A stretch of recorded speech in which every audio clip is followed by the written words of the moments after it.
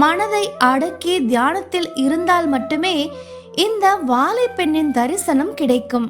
குகைகளுக்குள் தன் நிலை மறந்து தியானம் செய்து கொண்டிருக்கும் பொழுது கொடிய விலங்குகளோ அல்லது விஷ பூச்சிகளோ உள்ளே வரலாமே, அதற்கு அவர்கள் என்ன செய்திருப்பார்கள் என்றுதானே நீங்கள் யோசிப்பீர்கள். அதற்கு சித்தர்கள் வழி வைத்துள்ளார்கள். சித்தி வேலைகளில் கை தேர்ந்தவர்கள் நமது முன்னோர்களான சித்தர்கள் என்று நாம் அனைவரும் அறிந்த உண்மை. அஷ்ட கர்மங்கள் என்று சொல்லப்படும் 8 விதமான மந்திர செயல்கள் உள்ளது. அவை உச்சாடனம், ஆகர்ஷணம், பேதனம், மோகனம், வசியம், வித்வேஷனம், மாரணம், தம்பனம் என்று 8 வகைகள் உள்ளன.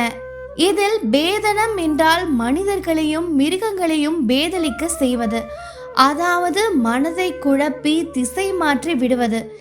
இந்த